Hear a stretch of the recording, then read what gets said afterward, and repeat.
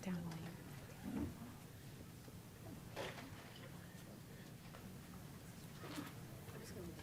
Yeah, yeah, yeah. Well, good afternoon and welcome to Hard Power, Challenges and Opportunities in Energy Security for the Department of Defense. I'm Phyllis Cutno, and I direct the Clean Energy Program here at the Pew Charitable Trust, as well as the Pew Project on National Security, Energy, and Climate. So it's a pleasure to see a lot of familiar faces and acquaintances, as well as some new ones, both in our audience and on the panel. And I just want to, in addition to welcoming the folks that are in this room, I just want to welcome the folks that are participating with us remotely. We have at least 70 folks that are tuned in via a webcast, so welcome to those as well. For those of you who may not be familiar with the Pew Project on National Security, Energy, and Climate, or been to one of these series before, a little bit about it. We launched the Pew Project in 2009 with Senator John Warner upon his retirement from the United States Senate. And so we have undertaken a variety of activities. We have been working to highlight the intersection of these three issues, national security, energy, and climate change, around the country and also here in Washington. We also do research and a good bit of advocacy. So through this series and other efforts, we've been fortunate over the past 6 years to work with wonderful partners. So the CNA Corporation's Military Advisory Board, Operation Free, the American Security Project, the CIA, the Royal Navy, Airlines for America, the Farm Bureau, the list goes on and on. So we've been very privileged to work with those folks. So as part of our research, we've spent a good deal of time examining DoD energy challenges, opportunities, policy, and progress. We've produced 3 reports, the last of which really studied both renewable energy, energy efficiency, and advanced energy technologies deployment on bases. And one of the biggest findings from that report was that energy security is a priority for the Department of Defense, but they can't pay a premium for it. So we've now begun working to kind of look at this issue in particular with Noblus, the Brattle Group, and ICF International to see if we can really quantify energy security. In addition, we are also hard at work on a research project which is looking at the expanding roles and missions of the men and women of the National Guard in response to extreme weather events. So stay tuned for those reports, they're coming. So this is a special event for a couple of reasons. It was 4 years ago that we hosted the then 3 assistant secretaries of the service branches and the then Assistant Secretary of Defense for Operational Energy. And so it's exciting to be back with the leadership from DoD and all 3 service branches again for an update on progress that's being made towards their energy goals, both operational and installations. So welcome to everyone. And this is also our very first public event with Sharon Burke, who has joined us as an advisor, and we're very proud to have her. Last May, Senator Warner and I attended an event hosted by Secretary Hagel, recognizing Sharon's service and many contributions as the very first ever Assistant Secretary for Operational Energy. And so he was talking about all the things that she had done, standing up the office, traveling 220,000 miles, spanning dozens of states and 15 countries and 5 continents, and of course, the first ever battlefield energy strategy.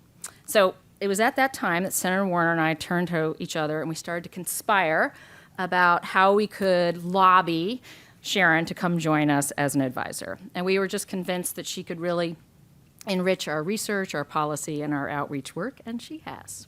So we're pleased to have her with us, and as always, Pew is honored to have 2 extraordinarily talented, dedicated public servants and national security efforts who are assisting us in our work. So we're going to hear from both of them today. One little bit of housekeeping before I turn it over to Sharon, the panel, and Senator Warner. So at the conclusion of the Q&A today, we would like to invite you to go downstairs 1 floor and join us for a drink and some light snacks. We have found in the past that this is a great way for people to reconnect and mix and mingle. And and always we are joined by our speakers, and so it's just a nice way to get to know people or get some questions answered if you didn't get them answered on the panel. So we'll remind you of that later today. But welcome, and now over to Sharon.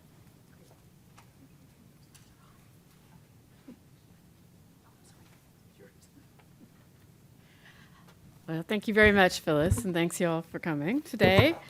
This is a great organization, Pew. I was delighted to join them as an advisor, and I think as you just heard from Phyllis's introduction, they combine solid research and focused advocacy, which is a very nice combination.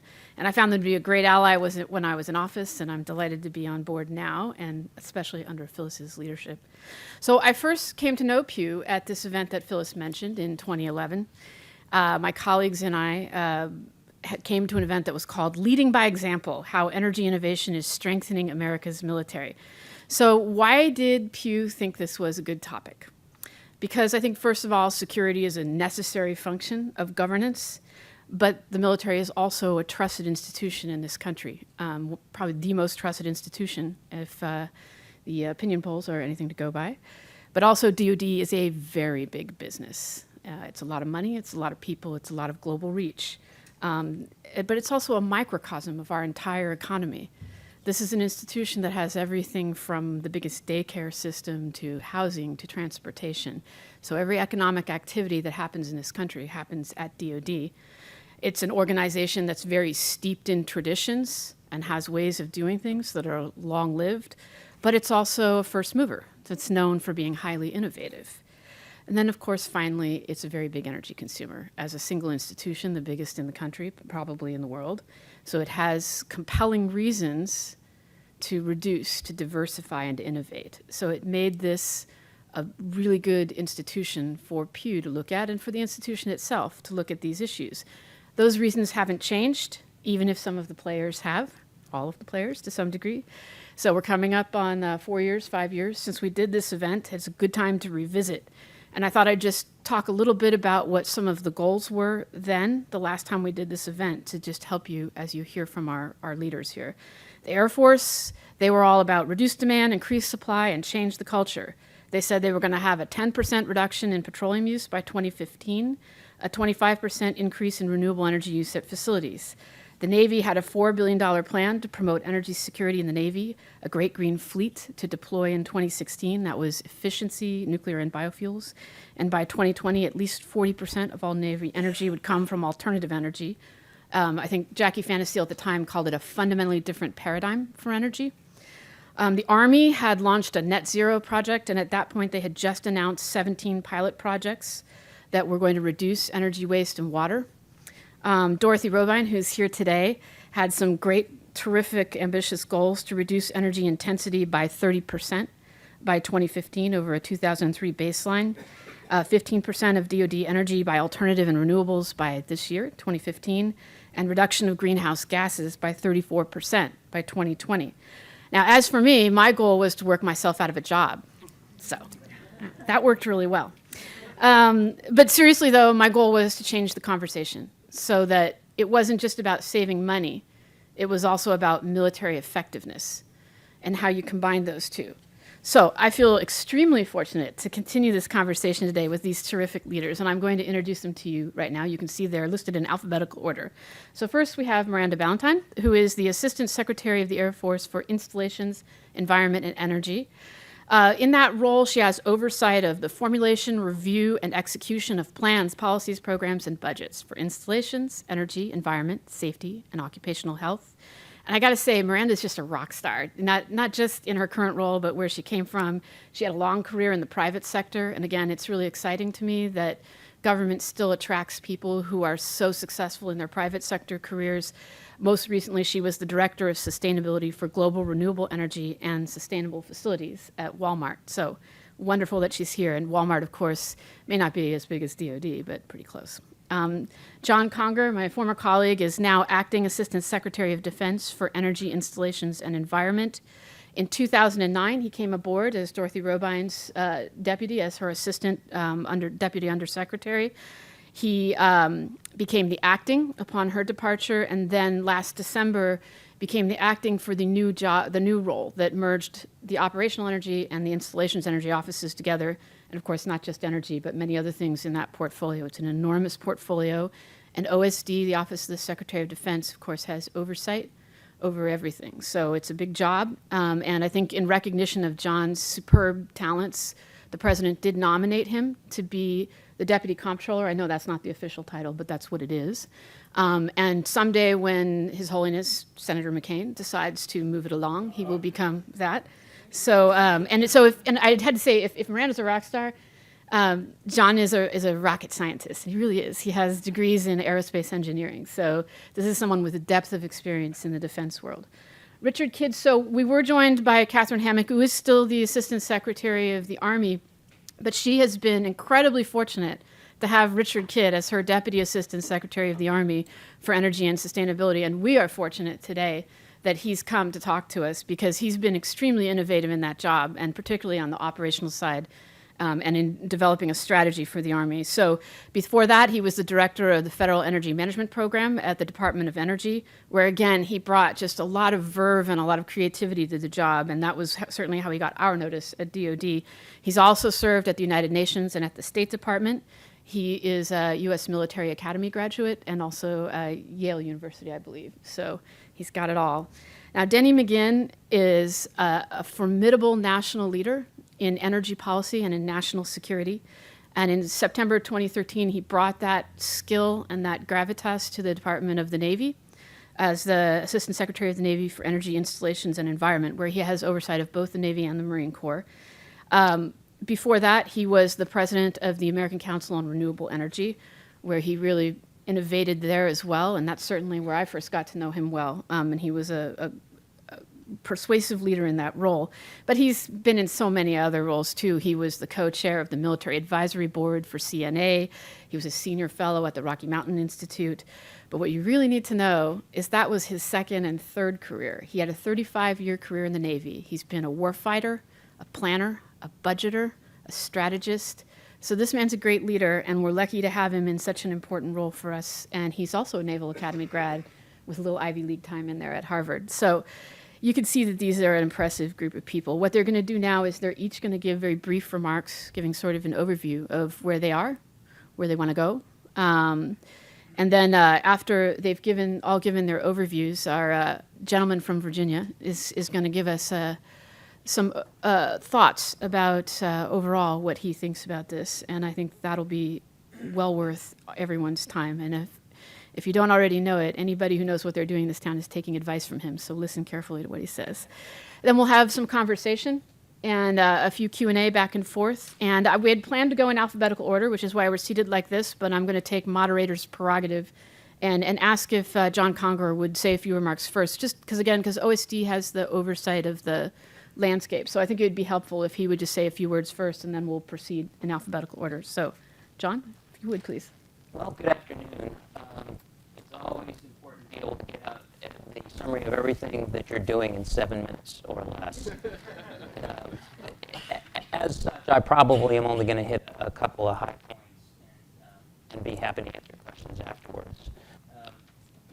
In thinking about what those couple items were going to be, I couldn't help but think about Sharon's teaser for the talk, which was, well, there's been this previous group got together 4 years ago, and let's talk about what's changed in the interim. So I started thinking about what's changed in the interim. That the biggest thing that's budget.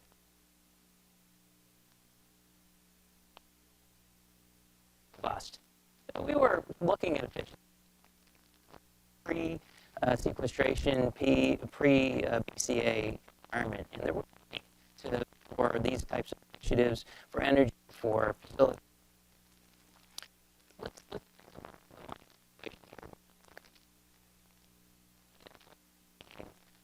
$18 billion on energy in the department.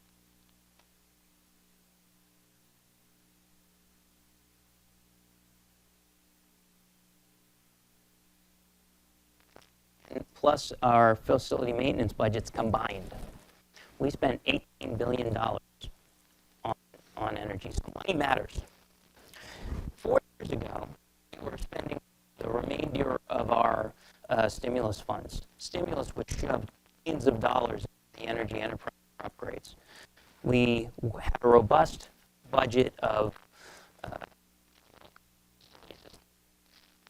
for much better off, but interim. So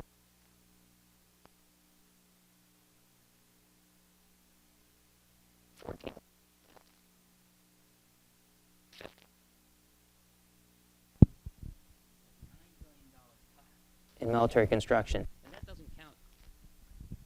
They don't like my mic. Can you hear me? Okay. So in the last 4 years, our military construction budget went from $14 billion to $5 billion. That's just to show how much money is coming out of facilities. Our maintenance budget went from programming about 90% of our maintenance requirements to about 70% of our maintenance requirements. That pulled another $1 to $2 billion out of our facilities budget. So $10 billion down. That's roughly, when you combine the two budgets together, that's a significant draw out of the facilities budgets of the department. And where did we get all of our energy funding for different initiatives in our buildings? Well, it was from those budgets. So not only do we not have necessarily the flexibility and the freedom to have that money set aside for energy initiatives, but the fact of the matter is if we don't maintain our buildings, then they're going to be worse energy performers as well. So it's a double whammy on the energy front. This is from the installations perspective. Now, it makes sense to downsize facility spending in a tough budget environment. Facilities degrade slower than readiness does. It was not a bad decision by the department. It was the right decision by the department because readiness is more important than the quality of our facilities. To put it in a larger perspective, right now, the request that the department has on Capitol Hill is $35 billion more than the BCA cap. So if we get hit by sequestration, if they don't change the law, we'll be knocked down $35 billion below where we requested. Let's put that in perspective. $35 billion is more than the appropriated total of all but 4 cabinet departments. You know, the DHS, VA, HHS, and Ed are the only departments that have appropriations more than $35 billion, and that's our shortfall. Okay, we are having tough budget times. So that's an important perspective, and it's just the environment in which we're living. There's 2 significant energy initiatives that have been insulated from this budget pressure, and it's because we're using other people's money. First is renewable energy projects. We have been working on developing renewable energy projects that invite a developer to come in, spend their own money building the project, and we agree to buy the energy at a lower price than we're currently paying. That has been moving along pretty well, and part of why it's been so successful is because the department has, even in a tough budget environment, you can do this. You can set up an office that is focused on a particular goal, and both the, for example, the Army's Office of Energy Initiatives and the Navy's REPO office, Renewable Energy Program Office, have put people, resources against developing those projects and shepherding them through. Because what we found, 4 years ago, we were thinking the individual bases might actually be working a lot of these things. Fact of the matter is that the bases don't have the capacity to do it. And so if you set up an office dedicated to this across the country, you're going to see more success. Oh my God, they're flashing 2 minutes at me, and I still got 5 more minutes of stuff to talk about. So the other thing that I wanted to say in that context is talk about ESPCs. I'll save that for Q&A, but it's essentially the same sort of thing where we're using other people's money. I wanted to make sure I had time today to talk a little bit about operational energy. As Sharon mentioned, we've merged the Installations and Environment Office and the Operational Energy Office. And one of the things I've been spending my time on this year is developing a new operational energy strategy. And I don't have it here to unveil or to share with everybody, but I wanted to share some thoughts from what we're developing, and it'll be issued later in the fall. We wanted to develop a document that focused on the 2014 QDR theme of rebalancing to the Pacific. The distance becomes a really dominant concern when you start thinking about operational energy, getting fuel around in the Pacific. And it dominates in a way where in Afghanistan, where you're talking about the last tactical mile, that's one thing. But in the Pacific, it becomes the tactical 100 nautical miles. The fact is that you're reaching much greater distances, and it creates a whole different set of challenges. We also were thinking in terms of who uses fuel in the Department of Defense. In the department, we talked about the $14 billion, well, I didn't actually break it out, but it's about $14 billion on fuel and about $4 billion in electricity. If you break that out by service, the Air Force uses about, well, a little more than half of that, and the Navy uses about a third. But the Navy's use is dominated by aircraft. More than 70% of the fuel we use in the department, more than 70% of that huge figure for operational energy is used by aircraft. And those aircraft are going big distances. If you break that out a little bit, it's the cargo aircraft. It's the aircraft that carry, it's the wide bodies that carry either fuel for refueling, or it's the carrying cargo here and there. That's what dominates the profile and the use patterns of the department. And when you're trying to carry fuel and cargo much greater distances, you're going to have much greater use.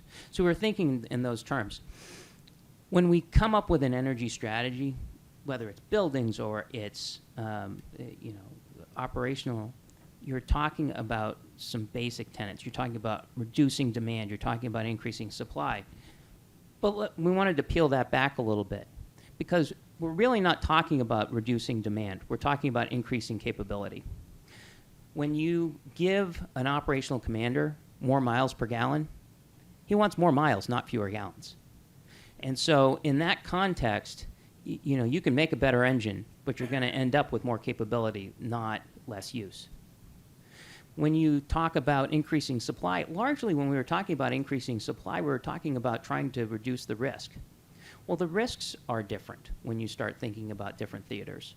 And so what we are incorporating into our strategy is an assessment, is a focus on war games, is a focus on identifying energy problems in war games and vulnerabilities.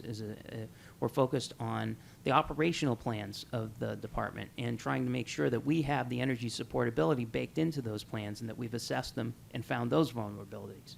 That we do energy supportability analyses for new acquisition systems, and those vulnerabilities are incorporated into the operations and into the systems across the rest of the department, not just the one that we're buying right there. I can go into more detail. I know my time's up, so I'm going to ratchet back. But the bottom line here is that as we have thought about operational energy since the very first congressional language that directed the creation of the Director for Operational Energy Plans and Programs, we dug up that old report language, and it talked about setting targets, setting goals, and why can't you reduce energy the same way these installation guys seem to be doing it? Well, Sharon successfully changed that conversation when she came to the department. And I think we're taking it one step further. This isn't about reducing the amount of operational energy we use. It's about how do we conduct the missions we may have to perform in the future, and how do we reduce that risk. So, all right, that's it for me. I'll pass it along. See if your other mic is. Does my other mic work? Testing? No. Yes? I just heard it? No? Yes? All right. All right. All right. I'm going to hold the mic. Well, thank you, John. John, I think, set the stage really well for all of us, and it's helpful to have the Department of Defense wide perspective so that we don't each need to repeat the phrase energy assurance means mission assurance over and over again, because that's really fundamentally where all of us begin in these conversations. So I always like to start my remarks with just a sense of who's in the audience. So if you all would humor me for 30 seconds of my 5 minutes, I'd appreciate it. Will you just raise your hand if you're currently serving or previously have served in the U.S. Air Force, either as a civilian or active duty, Guard, Reserve? two, and okay, a couple from my current staff. You guys don't count. All right, so 2 folks. Let's broaden it to see how about currently or previously served as a civilian or active Guard Reserve in any of the 3 services, or as a civilian in DoD. Okay, a lot more in that. Okay, good. So I won't have to spend too long talking about what your Air Force does for you. Sometimes when we are talking to broad audiences, there's not a great understanding actually of what your Air Force does. And certainly we tend to think of the Air Force as warfighters, and that's right. We flew about 20,000 combat missions in the Middle East alone last year. But a lot of what we do is mobility. So we move things around the world, whether it's soldiers and airmen, whether it's tanks, whether it's supplies, whether it's medical. We flew 80,000 airlift missions last year on every single continent. Not 80,000 each continent, 80,000 total, but we touched every single continent. We brought home over 6,000 wounded warriors off battlefields. That's not a number that we want to be high, but if it has to happen, we're the group that brings those folks home safely and gets them the care that they need. So we're serving the American public not just in wartime, but in peacetime and in keeping the peace and in deterring war as well. So I think that's a really important element. And John's right. We use a lot of energy. The Air Force is the largest energy user in the Department of Defense, which is the largest energy user in the U.S. government, which is the largest energy user in the country. So it's a big organization. We spend about $9 billion a year on energy. About $8 billion of that is for jet fuel. And the vast majority of that, as John mentioned, is for mobility missions, not for combat missions. So that's really important. We also are just a very large organization. We have about 5,000 aircraft, which is hard to really get what that means, but if you add up the entire fleets of American Airlines, United Airlines, Southwest Airlines, let me make sure I get them all right, Delta, FedEx, and UPS, you add them all up, and we have more aircraft than they do, so it's very significant. So what does $8 billion of jet fuel mean? My husband is in the back of the room. He's a Yankees fan. If you fill up Yankee Stadium with jet fuel,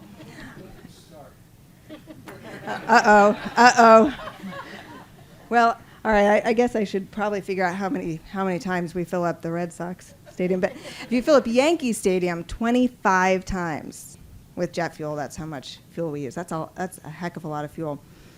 From an installations, facilities perspective, we have about 160 installations around the world. About 70 of those we consider to be major installations.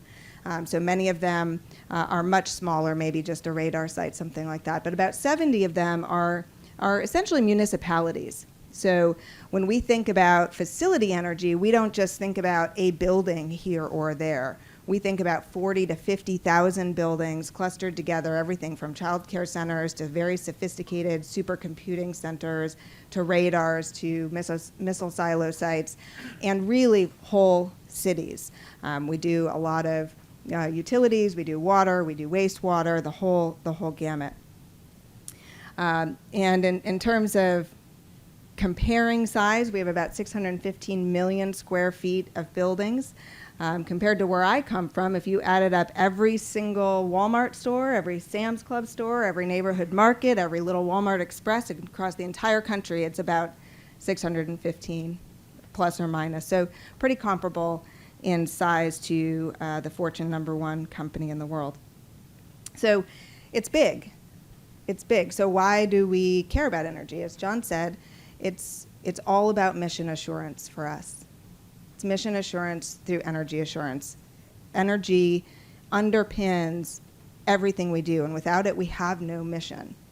So it fuels every sortie, it launches every spacecraft, and it powers every mission control, all of command and control, all of our remotely piloted vehicles.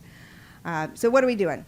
Similar things to what you probably heard 4 years from now. We really have 4 areas of focus: assuring supply. Tightly linked to that is building resiliency. Tightly linked to that, I don't like the phrase reducing demand, because it's not really about reducing demand. We could just not fly our airplanes and that would reduce demand down to 0, right? So it's really about getting more fight out of every BTU.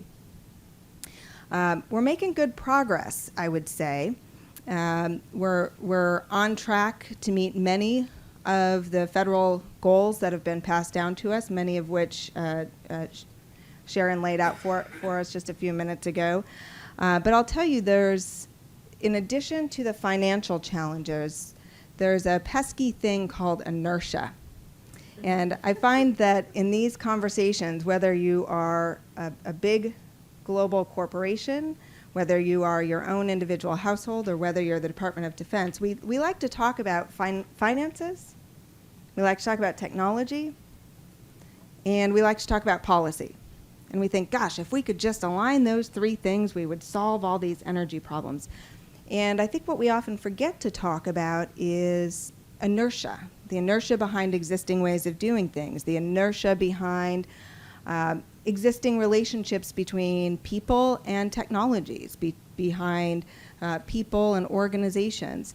And that's a lot of what, when you're working in a large organization, anywhere, a lot of what the job is to shift the momentum of the inertia. And I would just say that it's a real honor to serve with the folks next to me and many of the folks in the room who have really shifted the inertia.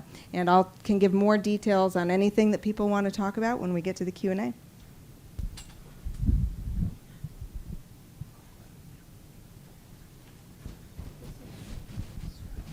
Sure. Calling an audible. That's fine. Okay. Hi, I'm Denny McGinn, Navy and Marine Corps, and it's really great. Thank you so much, Phyllis, and your team for doing this. It's great that Sharon is part of that team, and your absolute guiding light, Senator Warner. Thank you so much for everything you do today, to say nothing of what you've done over the course of your life. Thank you. We also ascribe in the Department of the Navy to the idea that energy is directly related to mission effectiveness and operational efficiency. We also agree that it has to be presented in, at least in operational energy terms, in metrics that are days on station or miles sailed or days between refuelings or hours or minutes between refuelings for in-flight refueling. And that really, really resonates. It's been also said that culture is such a key part of wanting to make that change in inertia that Miranda just talked about. So in our Navy, we have our Energy Warrior program. We have our Energy Ethos for our Marine Corps that is really getting down to the individual squadron or a company level that really is making a difference. We are also seeing that the progress we've made over the past 4 to 6 years, every time you have an accomplishment and people really understand how it affects them in a positive way, how it makes their mission ashore or their mission at sea or in the air that much more effective, it just builds on that cultural change, and that is very, very much in evidence across the board.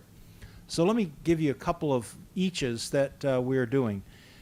John mentioned that we established the Renewable Energy Project Office or Program Office, REPO, in May of last year. Their goal was to get on contract 1 gigawatt or more of renewable energy, and they've been doing a marvelous job.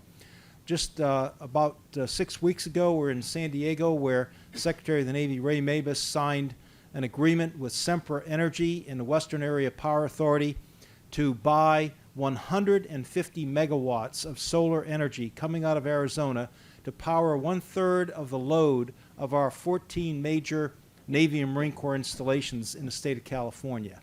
We were down in Kings Bay, Georgia, 2 weeks ago to do a groundbreaking on 42 megawatts. We'll be in Oceana down in Virginia. The list goes on and on. And these are all on the shore side, evidence that that concentrated expertise helping to define for the installations and importantly to execute energy goals is really, really important. To John's comment about the budget, absolutely true. There's that famous British saying that We are out of money, therefore we must think. And we are thinking a lot. And one of the best ways that we have thought as an entire department, not just Department of the Navy, is third-party financing. I cannot underestimate the power of that. We have 4 basic versions of that. There are power purchase agreement. You build it, we'll buy the power. That's the 150 megawatts for our California installations. There's enhanced use leases. We've got the land. Why don't you come build a solar farm or wind farm on it, and you can export it to whoever you want in your service territory, but give us some in-kind considerations so that when the grid goes down, we get first right of refusal and put in a electrical distribution system that allows us to take that power on that enhanced use leased land and use it to increase our energy resiliency. A third area is energy services savings, or ESPCs, energy savings performance contracts. This is where you'll ask a contractor to come in, take a look at our installation, and see what you can do in a way of energy savings so that we will share the results of those savings to pay you back our mortgage, if you will, because you're going to upfront with third-party financing this project. And oh, by the way, we'll get the benefit of that increased redundancy, resiliency, and the savings that go with it. And then finally, a version, if you will, a little bit broader of energy savings performance contract, utility energy services contracts that we are using with all of our major suppliers, our investor-owned utilities, rural electric co-ops across the board, public service commissions.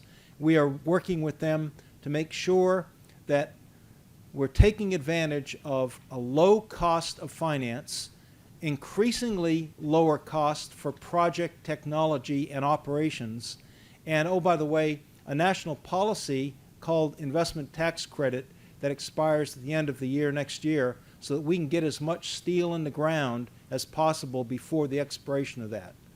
So it's almost a perfect storm of factors that come together that make third-party financing a really, really attractive way for us to meet our energy goals for our shore establishment.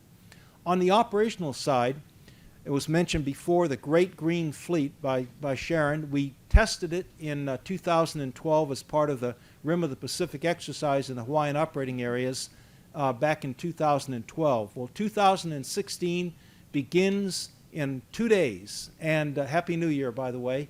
And I hope it's a Happy New Year. And we will be launching a whole series of energy conservation measures, the introduction of bio-based fuels into our ships, and seeing the results of our culture change that really values energy in the same way that we valued ammunition for decades, literally for centuries.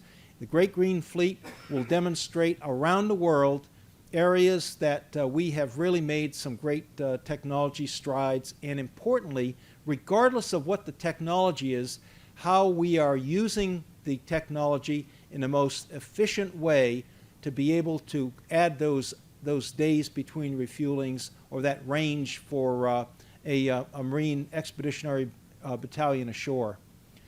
So those are the highlights, if you will, of what we're doing.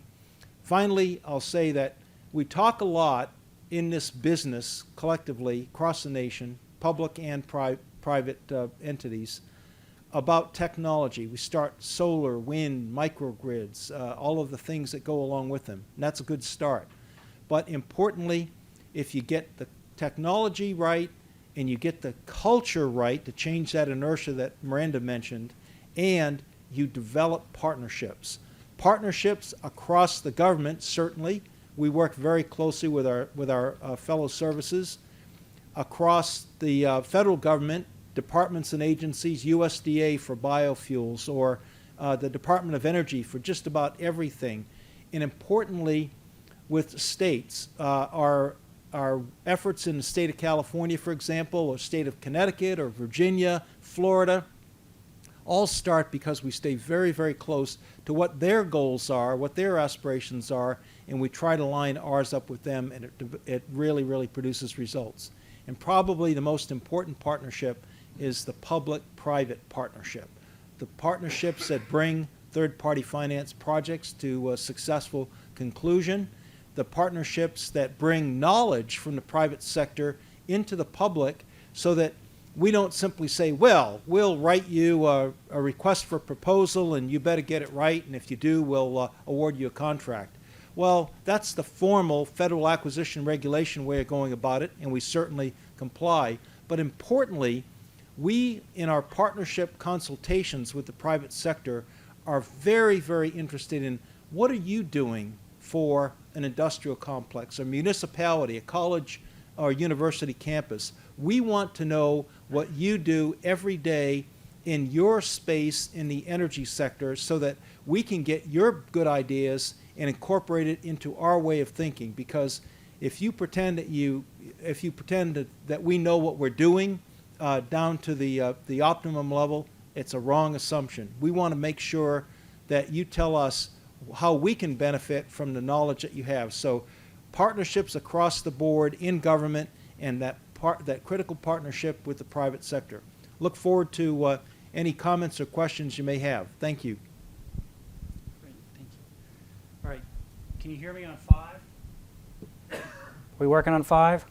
It's working now? Nope. How about now? All right, great. Well, thank you. Senator Warner, Secretary Burke, Phyllis, thanks to all of you for including me on this panel. It's a great privilege to be up here with my senior colleagues and to talk about this very important topic. Sorry, though, I will have to begin by taking an exception to one of your comments about rock stars. My summertime reading was the autobiography of Keith Richards. It was really scary, and I'm sure that nobody in this room is even close to that lifestyle.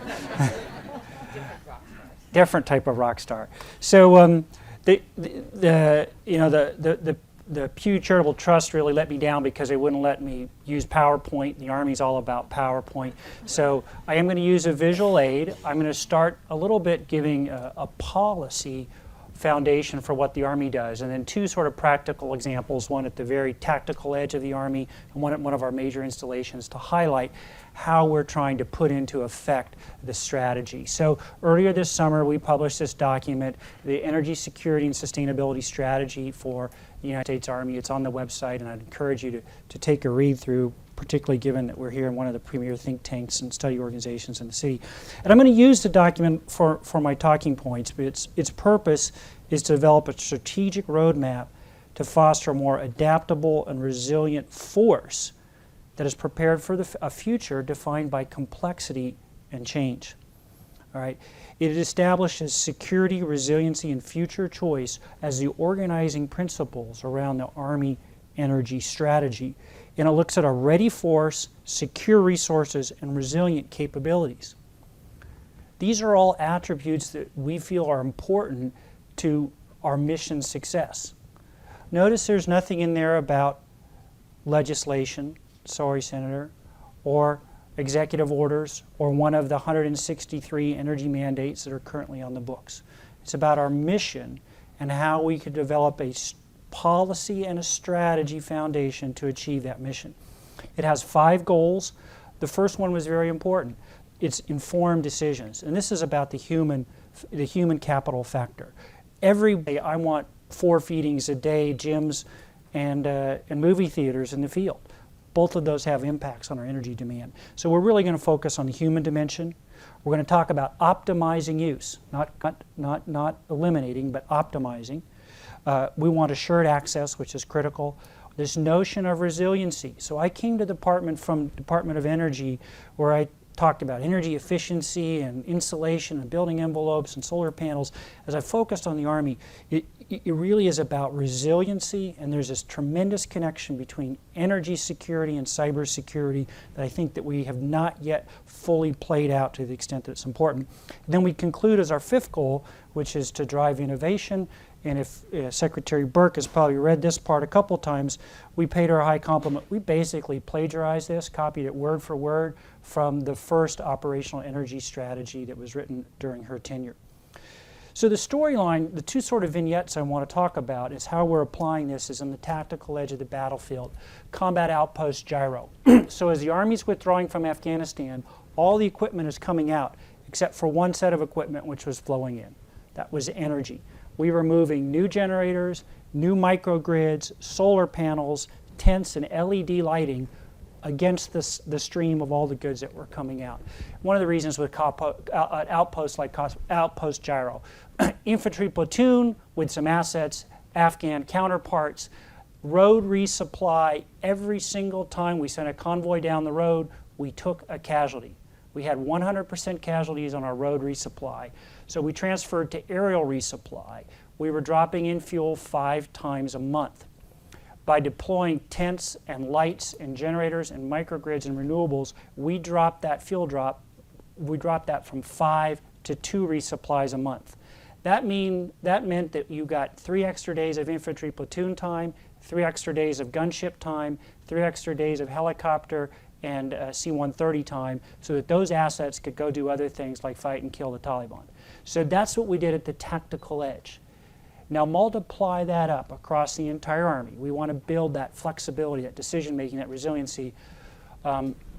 Schofield Barracks, Hawaii, it's our largest installation in the Pacific. It's a platform of power projection, and we are working in a third-party arrangement with the local utility where we are going to give HECO land to put a tri-fuel power plant. Now, a couple of interesting things here. In Hawaii, all your baseload power is produced on the shore. It's on the shoreline. A tsunami comes through, it will take out the baseload power. All right. We're offering them a baseload power at 900 feet altitude, and it will have the ability to burn natural gas if that's permitted. Right now, the governor said it won't be permitted. Heavy fuel oil, which is a standard fuel oil in Hawaii and readily available, as well as biodiesel or biofuels. So we have that redundancy of fuel sources. We have a renewable component, and in return for this siting and the plant, the utility is going to build a microgrid that connects all of Schofield Barracks with the Army airfield and a civilian hospital, which is right outside the perimeter of the installation. So we will have a platform of resiliency with redundant fuel sources at a high altitude, capable of not only meeting renewable energy goals, but also providing security both for the Army and for the island of Hawaii, or island of Oahu in the state of Hawaii. So anyway, those are 2 examples. That's the policy construct, and I look forward to taking your questions on any of the details that you might have, from electric vehicles and soldier batteries to PV panels in Georgia. Thank you very much.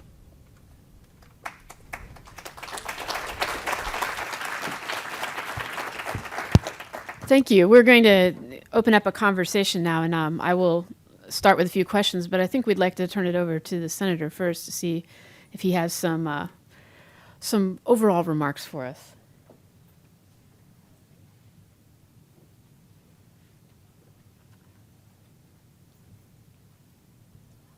I remember one time I was giving a graduation speech and I was walking down the aisle with the president. A student jumped up and handed me a note and stopped everything, the parade, the music, and the note simply said, "Blessed are ye that are brief, for you should be reinvited." It's important for me to be brief so I can be reinvited and stay as a part of Phyllis's team. Phyllis, listen to what I'm saying, please. Thank you very much.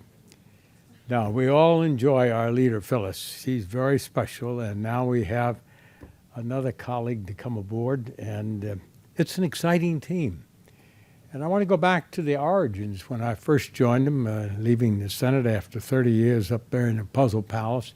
It was a marvelous transition for me into something I was very comfortable in doing, because I told them I didn't want to run anything anymore, that I was a darn good listener, and I'm a pinch hitter. I can get up, like an old senator told me one time, "Hey, Senator, get up, start talking, and eventually you think of something to say." So here I am. But I'm just going to pick on a couple of words that fascinated me up here. And my good friend Admiral McGinn, we were part of Phyllis's team, and we traveled together extensively in the early days. And you mentioned to the group here your concern about the security.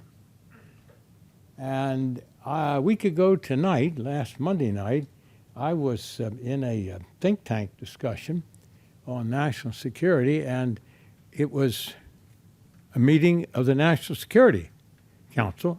I'm president. And incidentally, half the participants had actually been Secretary of Defense, Secretary of Homeland Security. They were all there. We all came back.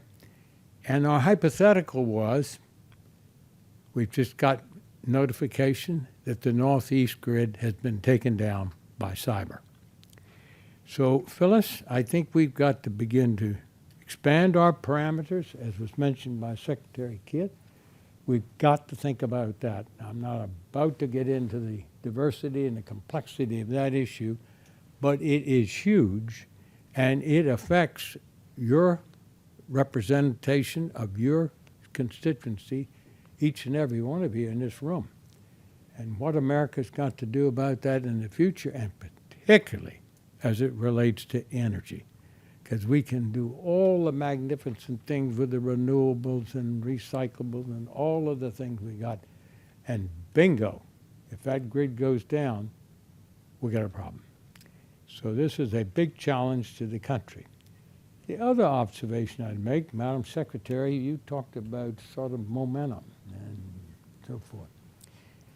The one thing I remember so well was when Phyllis put together the team, we traveled to umpteen states and all over the country, speaking to university audiences and everything. At that time, our mission was to free America of its reliance on foreign oil. And that was a message that everyone seemed to be able to grasp and understand. And here we are, the biggest, most powerful country in the world, yet we're so dependent on others for sources of our energy. So let's all get together and charge. And sure enough, the good old Department of Defense, and I'm privileged to have been an alumni of that organization for many years, although you were hardly on planet Earth when I was there.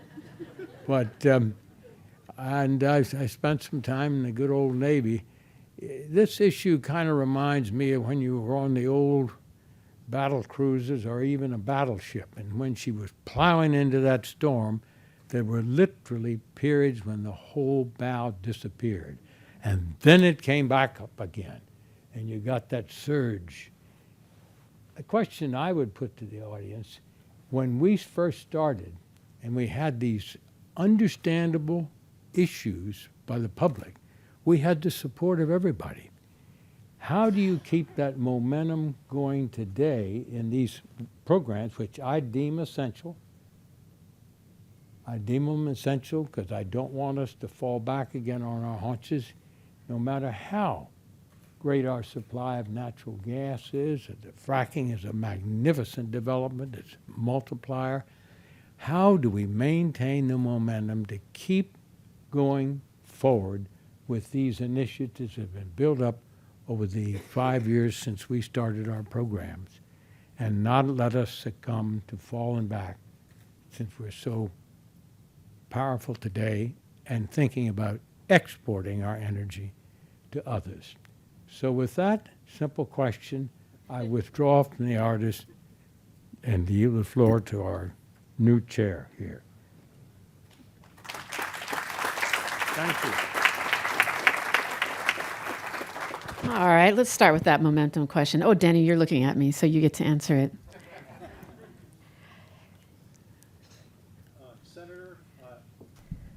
Senator, I think what is going to carry us forward, that momentum, is what I refer to as the business case.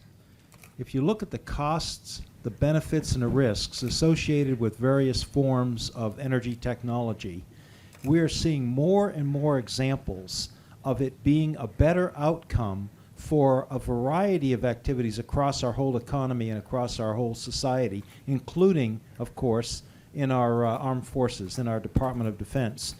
And we're seeing examples in the states, for example, where there have been attempts to roll back renewable portfolio standards or other policies that are intended to bring forward more and more renewable energy, sustainable solutions. And those attempts to roll them back aren't being successful because the business community is saying, wait a second, we are creating new value chains here, real jobs and real benefit to our stockholders. And I think that will keep us going forward, the capitalist momentum, if you will, as well as this idea that people are becoming more and more aware at the local, regional, and global level. This thing about the science of air quality or water quality or global warming is really starting to get some traction. And I think the combination of it's good for our energy security, it's good for our environmental security, it's good for our national and economic security. And I think that will keep the momentum going.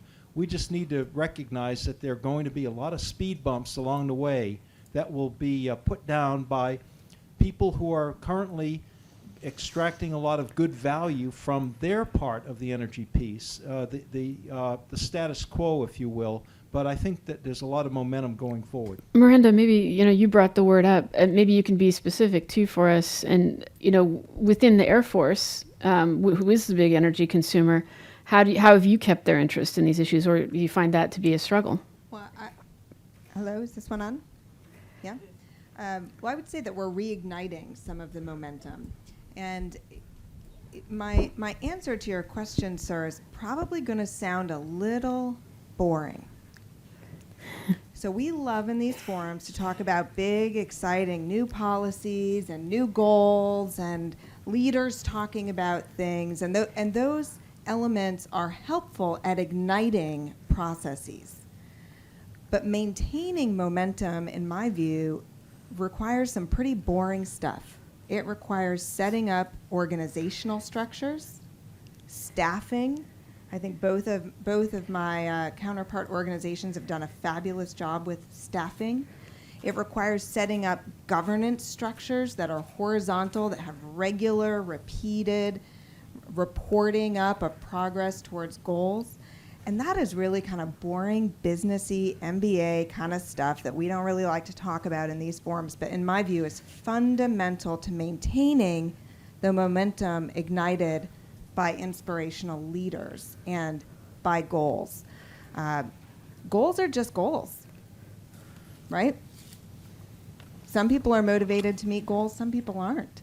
So goals are good and they're helpful, but you really have to do the boring stuff to maintain that inertia.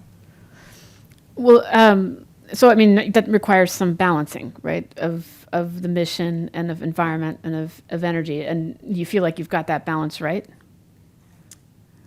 I don't think it's ever exactly right.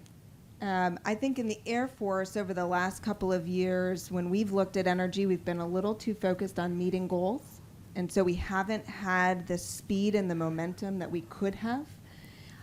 We are very much refocusing on mission and helping our warfighters make that link between what's happening with energy and their mission. I would say that we've had a little bit of what I would consider an outdated view on, let's just use facility energy assurance as an example. So if you look at an installation, and this actually happened to me, I was on my way to a very remote base, and I was sitting on the bus with the base commander, and he pulls out this board, because we had about an hour drive. He pulls out this board to talk to me about his installation, his big installation concern. He said, "Ma'am, my big installation concern is energy security."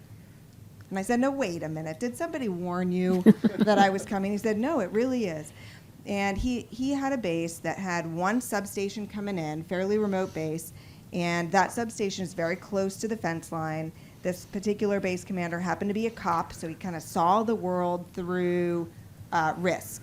And in his view, he could imagine somebody driving up next to this substation with a bomb in a truck and blowing up the substation and taking out the energy infrastructure. Now, you got to get that the Air Force actually runs our war-fighting mission from our bases here in the United States. So we don't just come home to our bases to train and to rest and recuperate. We're actually running our war from here. And if this particular base lost power, a significant portion of real combat missions would be taken down. So he said to me, so ma'am, I've got 2 toolkits. On my left hand, I've got technology. Give me some more diesel gen sets, and I'm going to work with utility to add a second substation. In my right hand, I've got financial tools. So give me some more Milcon. Right? It's a very 20th century approach. Give me Milcon to buy more diesel gen sets to solve my problem. And said, well, give me the map. So we looked at the map, and there's incredible solar resource, incredible geothermal opportunity at this particular location, real possibility for battery banking, microgridding. We could really look to 21st century solutions. And then when you look at the right-hand toolkit that has the financial tools in it, well, gosh, we're not going to get Milcon to do this work. We don't have any Milcon, right? John told us we don't have any Milcon, and he's right. So we got to look to the tools that Secretary McGinn laid out. We got to look to PPAs.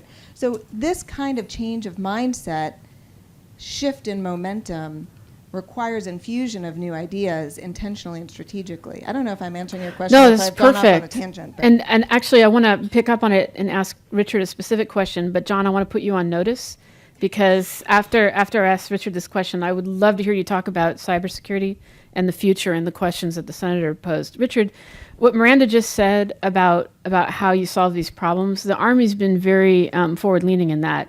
So if we have companies that are here today that heard what she just said and it's music to their ears, how do they actually do it? How it's great to say there's a solar resource and there's a geothermal resource, but how do they actually do business with the Army or the Air Force or the Navy?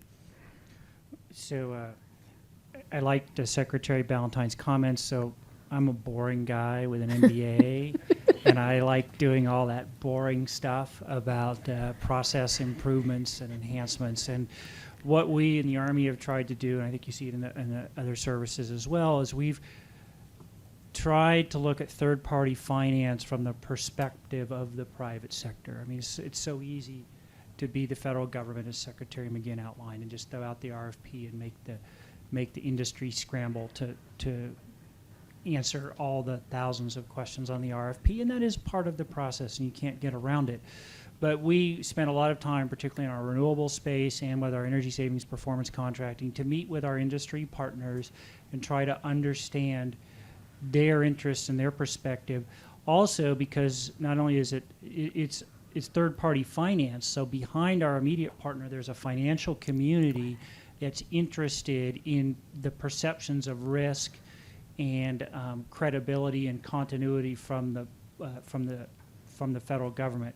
So we've all spent a lot of time at various venues talking to the financial community and letting them understand that we are a reliable partner and that we are open for business and that we are a safe bet for their investment dollars through our third-party financing.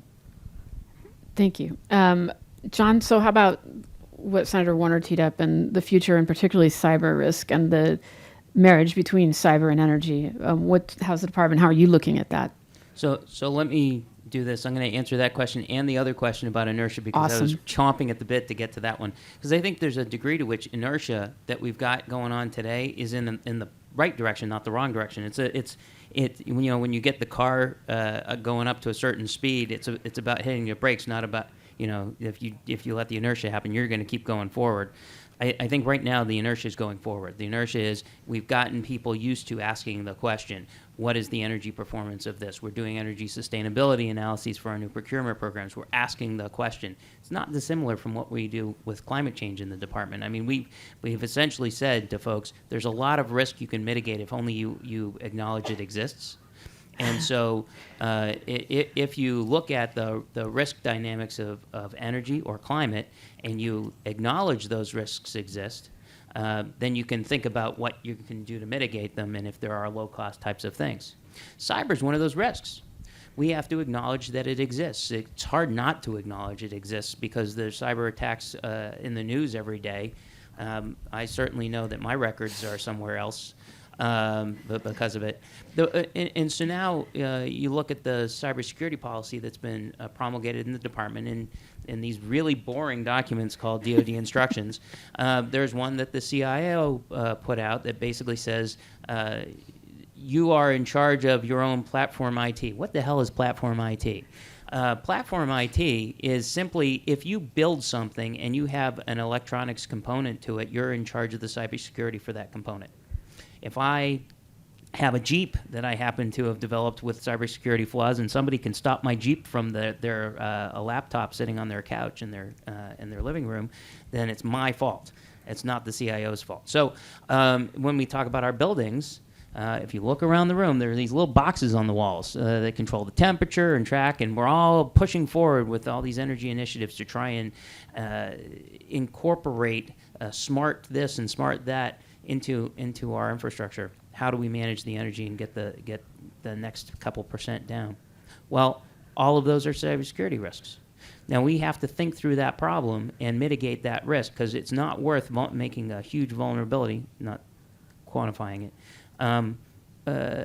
if just for a couple percent of improvement in performance. So we have to think that through before we put things in place. Cybersecurity, we're starting to look at those industrial control systems, whether it's the energy control, the boxes that make the elevators go, or the escalators, et cetera, et cetera, et cetera. That's our responsibility. There are other folks who have to deal with, the various tactical systems in the department, different platforms, whether it's ships or planes or whatever. There people have to worry about those too. Point is that everybody has to pay attention to cybersecurity, and that's not even getting to the grid. That's somebody else's job, frankly. We just have to worry about the fact that somebody might take it down and that it'll impact our bases. But the fact of the matter is that we've got a lot of problems we have to pay attention to inside the fence line, too. How about the grid, Denny? Is it somebody else's responsibility? It's all of our responsibility, but one of the trends that we're seeing is this thing called distributed generation. And what that means is the ability to generate the power that you need, or the heat that you need, thermal energy, closer to where you actually use it. And that lends itself to creating microgrids. So you can envision a time, if we do this right, where we have a grid of grids, so that the grid, if it goes down, a major portion, like the scenario that Senator Warner shared with us about the Northeast, it won't be everything going down a la Superstorm Sandy. It may go down in major portions of geography and society and economic activity will slow down, but it doesn't stop, because the more you have distributed generation assets, the better you're going to be able to continue on in a much more resilient way. I'll cite the example of our Navy submarine base, New London, Connecticut.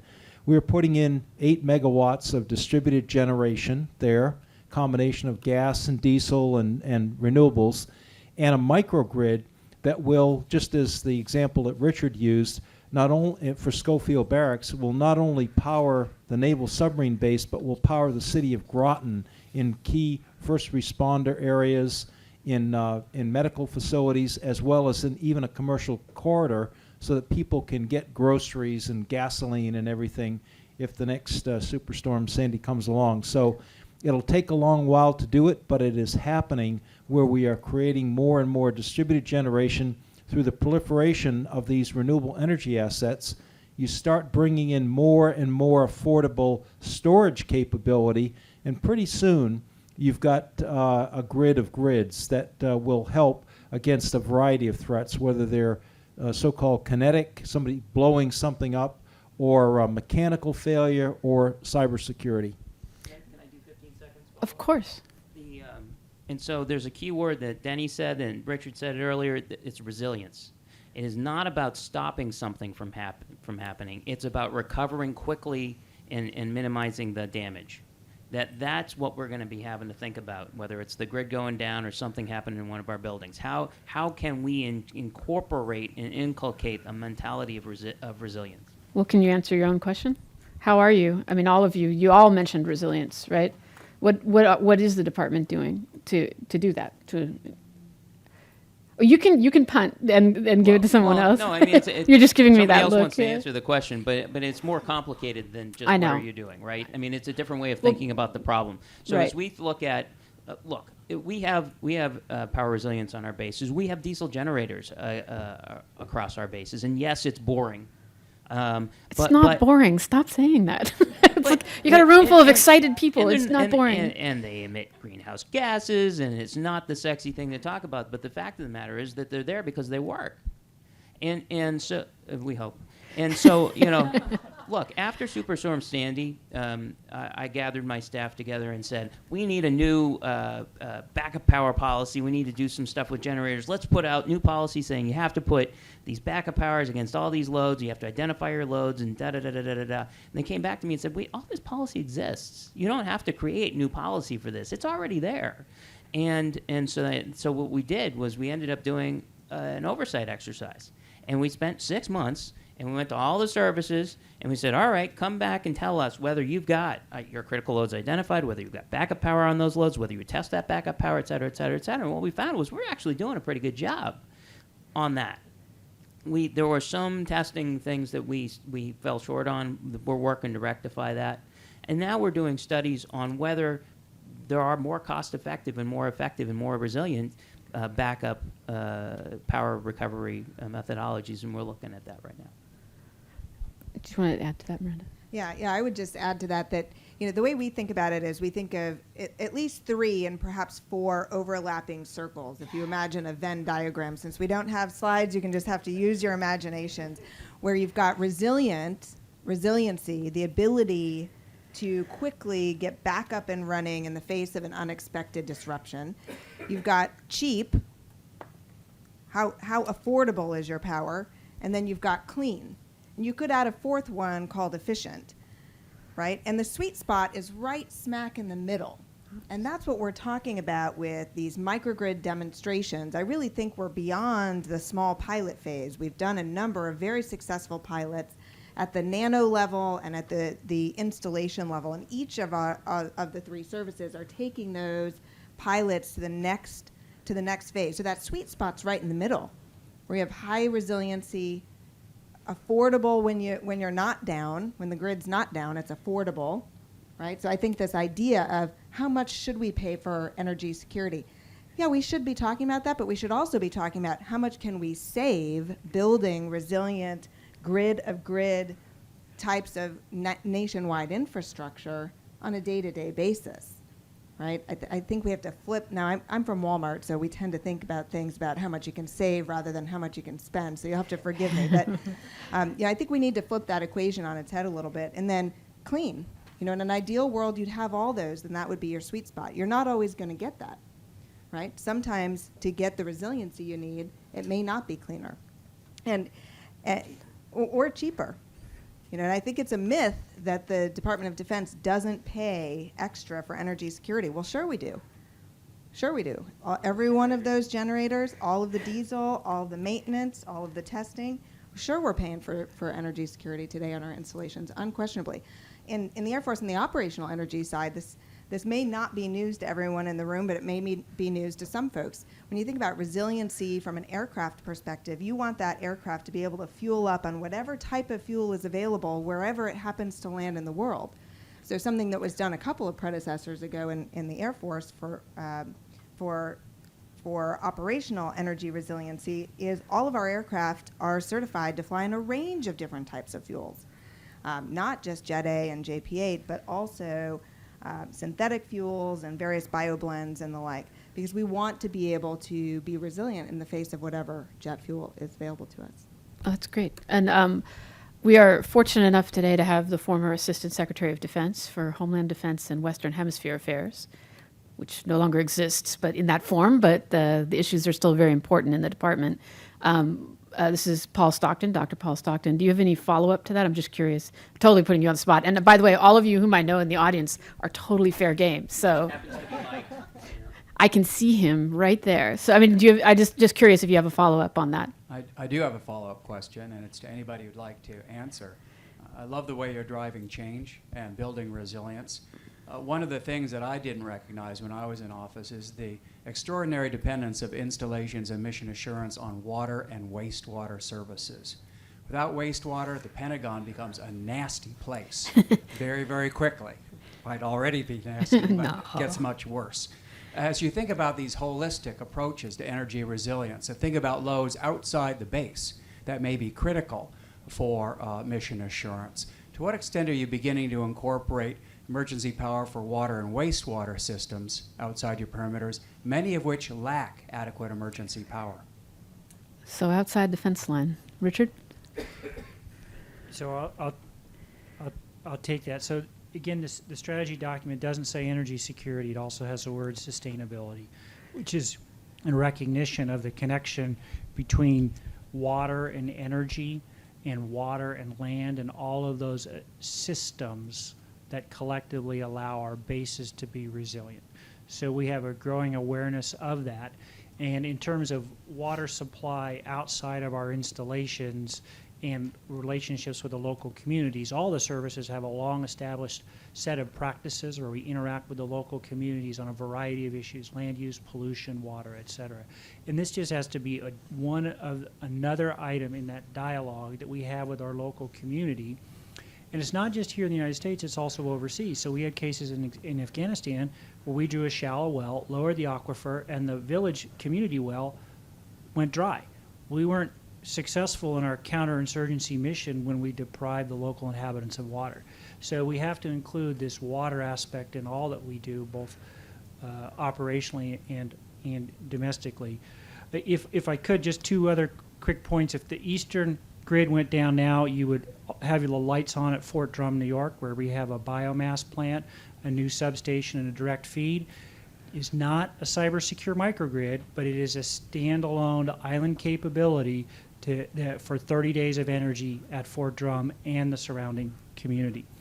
Also, this issue of microgrids, though, to go back to Mr. Conger's point, and Secretary McGinn's, we have a lot of third-party finance options out there, and I've been working hard for years.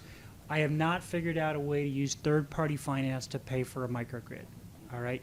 We do know how to do them. We have the engineering specs. We're all ready and willing to get a bigger microgrid out there, installation-wide or wider. But in the current budget climate, there's no MILCON, and there's no infrastructure MILCON in particular. So that is a challenge.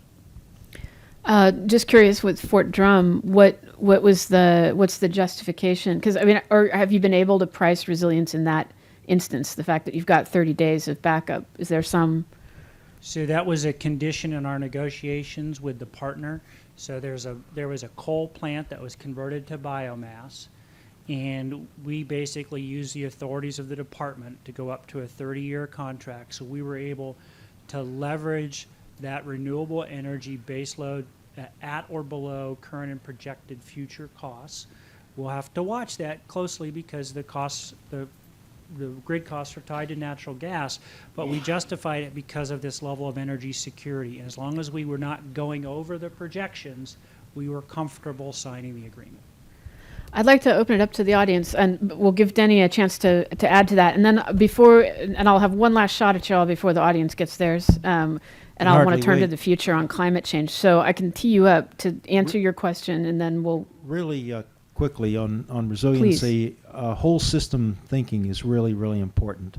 If you go back to the tragedy of the tsunami, Fukushima Daiichi, the backup power system, had it continued to function, would have saved a tremendous amount of agony and cost and across the board because of the nuclear meltdown. So when we are thinking in the department about resiliency, it's one thing to have a nice, brand new, shiny diesel generator set that's low emissions and efficient and all that good stuff. But you really have to think, is it going to work when the flood is coming, when the wind is blowing, when things are really, really bad? Where is not just the diesel generator set, where's the fuel supply? Where is the transformer? Where is the switch mechanism? How do you make that work in a whole systems way? That is really, really key. When we think about climate change and increased intensity and frequency of storms, for example, or wildfires in the West, using that systems thinking is really, really critical. We want to make sure that we are thinking in terms of how it will be when you need it the most, not how it's going to be on a nice, bright, sunny day when the birds are singing and everybody's right in the middle of the so-called regular work day. And that really does make a difference when you think through the whole system and how you can do things better. A set of rules that John and others in the services have been working on for construction standards, for example. My first rule is, if you're in a FEMA floodplain, don't put the servers in the basement of the building. That's a bad thing to do. And you can apply the same thing to the emergency backup power. John, you want to pick up on that as far as climate change, the adaptation roadmap, and the sort of practical steps that Denny just outlined, some of the things that you're actually doing? Well, Denny stole my line about the servers in the basement, but that's okay. You can say it again. So the policy that we put out, I want to say a year or two ago, basically said to minimize your milcon in the floodplains. And if you are going, doesn't say you can't, because frankly, most of the Navy's bases are in floodplains. But but yeah. Makes it easier to get the ship But the fact off. of the matter right? is you have to certify that you've taken these risks into account and mitigated the risks. It's not very complicated. Once again, there's a lot of risk you can mitigate if you acknowledge the risk exists. And so what we've done is we've incorporated climate change into a whole host of policy documents in the department, whether it be master planning on our bases or power resilience or water policy. You have to think through the impacts of the climate change. You know, this is probably, most of these impacts are years away, right? So we have time to think these things through. Some impacts are closer in time, but a lot of them we're talking about sea levels rise by a foot over the next 30 years or more. So all right, don't put your building there if you can help it, for example. But the climate change adaptation roadmap, which we put out last fall, was a fairly significant document in the context that it laid out. We want to be thinking through these things and incorporating this thought process into the policies of the department, forcing people, creating the inertia, and putting it in those documents and all of the processes that people follow. You have to take this risk into account, and maybe you don't have to do anything about it at this building or that building, but the fact of the matter is that we have to take that and bake it into the calculus. Because I think a lot of folks were worried that there was going to be a big price tag, but it sounds like what you're saying is not necessarily. So we put out this policy last fall, and the first question I got from my friends on the Hill, some of whom are in the room, was, well, where's the line for this in the budget? And there isn't the line for it in the budget. If I'm going to build a new building, that building has its own line. The fact of the matter is that it's how you do what you do, not what you do, that's going to be affected by this. And I think there's a lot more there, but I do want to give the audience a chance to ask questions, because there are other things to ask about how you do what you do. For example, how you plan for the future, how you require new systems for the future, and is the department incorporating energy security and climate change, or resilience and climate change, into that whole planning process? And would say, from my point of view, probably not as much as it could be yet. But I'll lay that out there. You may pick it up if you wish or not. But at this point, I would like to give the audience a chance to. Let's go to Dorothy Robine, who did such a fantastic job for the department, and also at GSA afterwards as a leader in this space. Two questions. The first one for Richard. In speaking of GSA, they have a terrific microgrid at White Oak, former naval facility. It's now the FDA headquarters. It's a natural gas turbine-fired microgrid that was done entirely through. It's a Honeywell ESPC. It was done entirely through an ESPC. So why can you not do that? And then here's my second question for any of you. The discussion, this has been a great discussion, but I want to point out it has been almost entirely about, on the supply side, renewable energy and how distributed energy makes things more secure. There's been almost no discussion of energy efficiency and how you reduce demand. So I would love to hear about, I know there's impediments, but how are you doing, and what are those impediments? Richard? So, Dorothy, great to see you. Thanks for the question. So, I'm familiar with the White Oak facility. I took the entire Army team and our installation management counterparts up for Professional Development Day to tour that facility to sort of open the apertures to the eyes of the possible. We have similar type microgrids built through ESPCs at the campus level, but not at the installation level. When you start to put in all of the distribution lines across the installation, connecting the generators, it can't be paid for through energy savings, which is the statutory requirement for ESPCs. So either we have to bundle appropriated funds with an ESPC, we have to change the statute so that we can collect revenue from grid services that a microgrid can provide to a utility partner, or we're just going to have to go out and build it ourselves with Milcon to get that at Fort Bragg.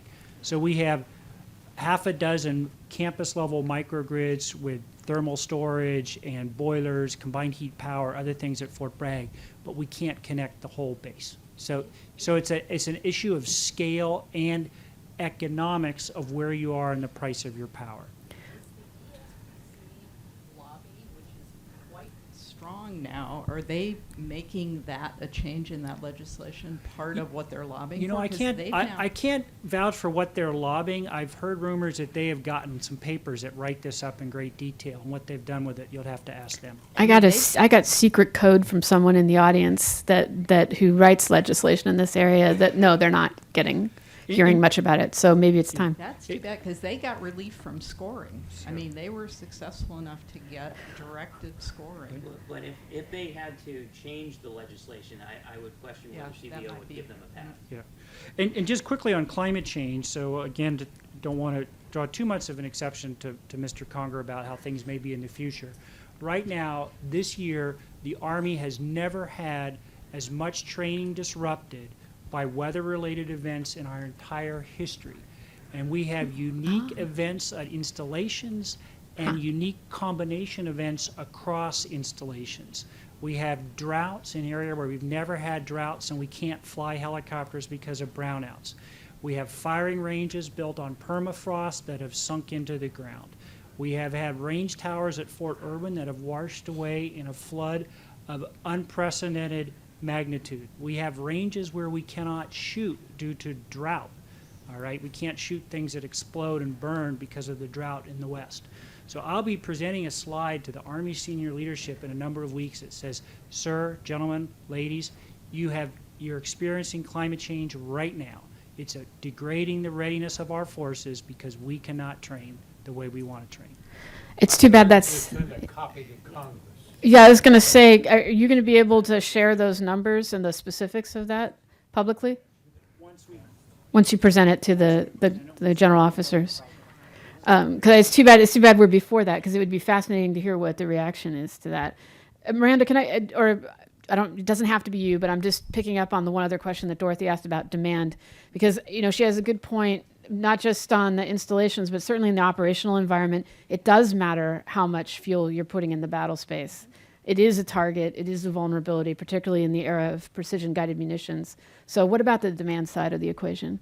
Can I pile on the climate change thing just very Please. briefly? Please. So while I don't have quite as many examples as Mr. Kidd just took us through with the Army, the Air Force is seeing similar kinds of events.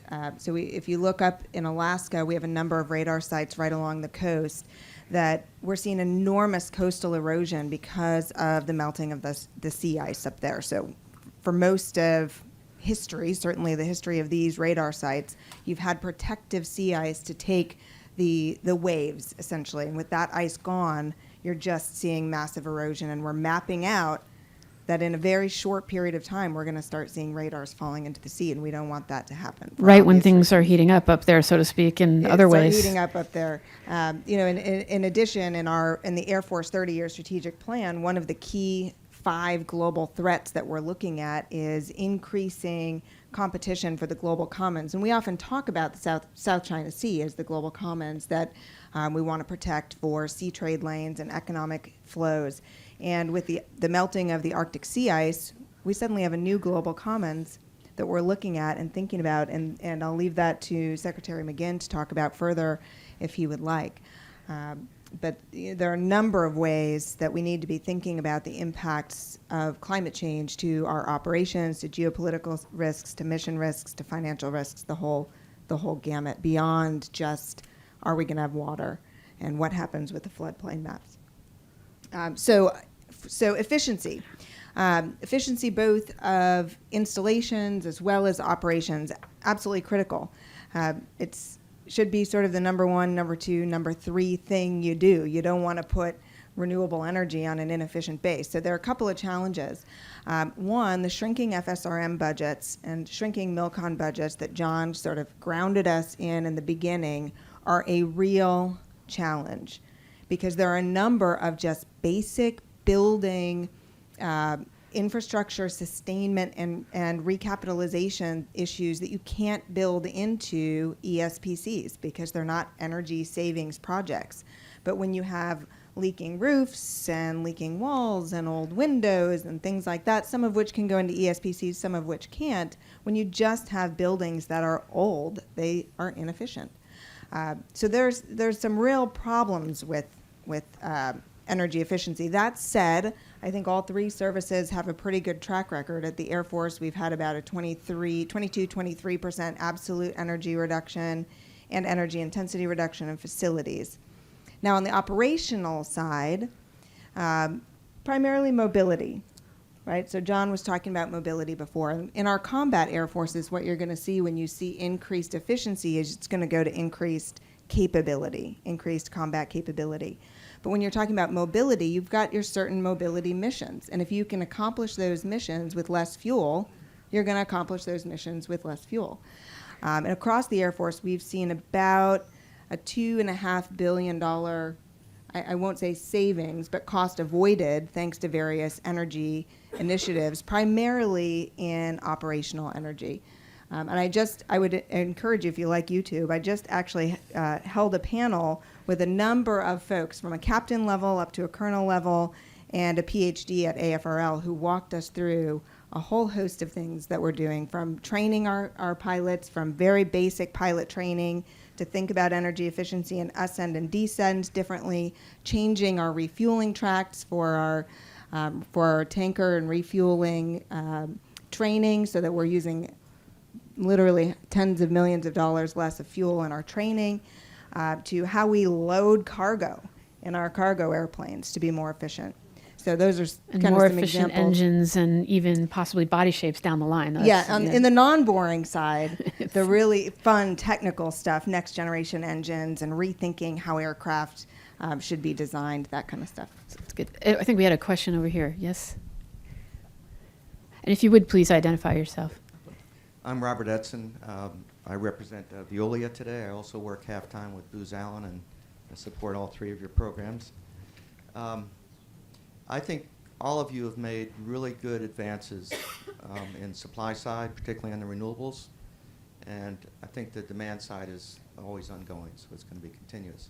But I think you're at a real crossing the roads right now, a real challenge. With MILCON, diminished, and your desire to be more resilient, things like microgrids, how do you pay for that? They're all very expensive, and as Richard says, you can't really do it on a installation-wide basis with third-party financing. But I'd like to throw something out that I think, I'd like to qualify a few things, but there is an authority that you have, which is utility privatization, which today is looked upon as kind of an onerous program because it takes 2 years to get through some of the solicitations. But there are a lot of good infrastructure companies out there that do water, wastewater, electricity. And I think if you were to effect, Mr. Congress, some policy changes in this statute that would enable flexibility in how it's used so that it can be used not just to operate and maintain existing infrastructure. I'm sorry for interrupting you, but we're over time Okay, already. I'm So almost there. okay. But to actually do some additional generation and microgrids, which can be paid for over a long term, because that's a 50-year statute. I'd like to get your thoughts on that. So my general thought on enacting changes to the to statute is that you run into the challenge of CBO scoring things like crazy. I've run into that once or twice, or more times.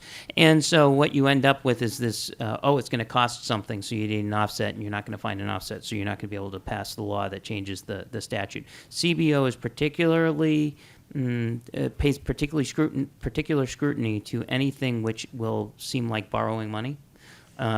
And so what you have to fall back on is the statutes that we currently have need to be the ones that we use to do the creative things, and without going to get.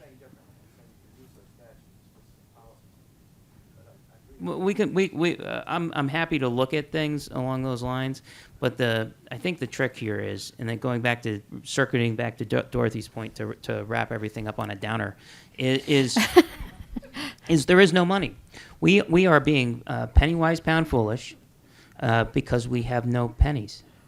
And as long as we have the BCA, and as long as we have sequestration, we're not going to see the performance that we want to see on the demand side, because we're not going to have money to invest in old buildings. We're not going to be able to recapitalize. We just can't do it. We are looking at what are the no-cost, low-cost types of things that we can do in the department to try and change behavior and change the efficiency patterns of certain buildings. But that's not going to get us to where we want to go. We are in a monetarily constrained environment, and that's a fact of life right now, and that does put a damper on a lot of things. So I'm not going to let it end on a sad note. What I'm going to say is that we are going to have a reception. I think Phyllis is going to talk about it in a second.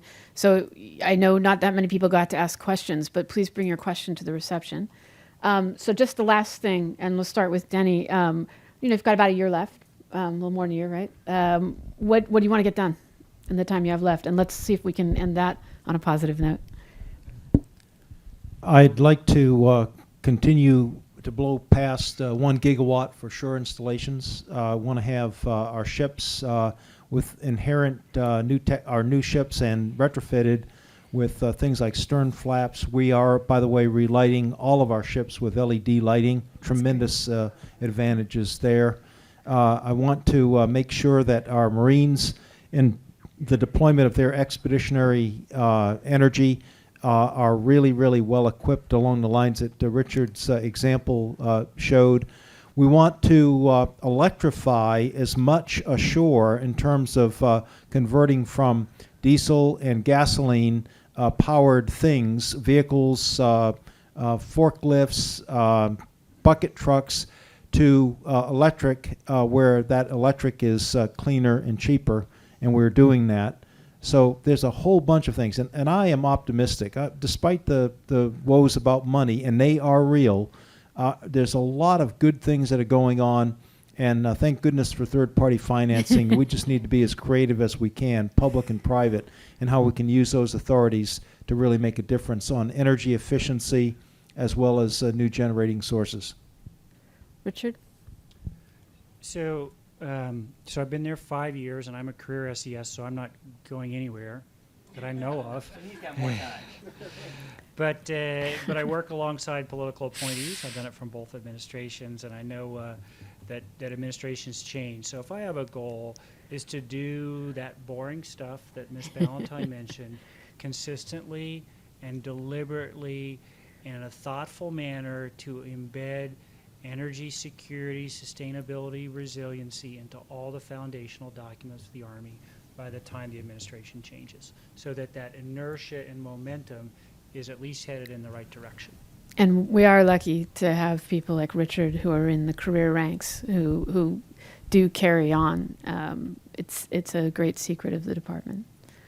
I would love to be confirmed as the department's deputy comptroller and solve the sequestration. Okay, that's a good answer. All right. Well, I too am optimistic by nature. I can't help it, and there are so many tools at our disposal to help overcome the very real fiscal challenges we've got. And I honestly couldn't have said the boring stuff better than Richard did. So whatever he said, just put the quotes and add my name to the end. I think I'm senior between the two of us, so maybe I can claim that it's mine. But in all sincerity, it for me, it really is about embedding in the organizational foundational documents. Our 30-year strategic plan is written, too late for that, although energy is already in it.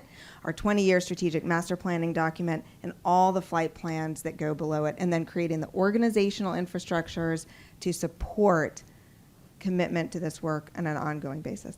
I think that's great. I don't think that's boring at all, actually. I mean, what you're talking about is what it actually takes to make change, and that it's not that easy, and it does take hard work. And I think it's very encouraging to hear that you're all thinking that way. And by the way, I do have a confession to make. It wasn't Pew that said no PowerPoint, that was me. But my understanding was that's the guidance from the Secretary of Defense. So I thought that would be comfortable for all of you, and certainly for all of you. So let me turn it over to Phyllis at this point, and she'll give some last words and thank the speakers.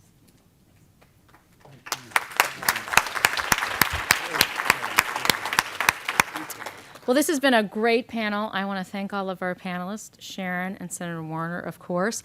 I'm going to be very brief, which is just to welcome you downstairs, and our staff can direct you. You just walk right down these stairs or take one elevator, the elevator one floor down, and please join us for wine or beer or a libation of any sort and something to eat and further conversation. So thanks to all of you for coming, and again, thanks to all of you for participating.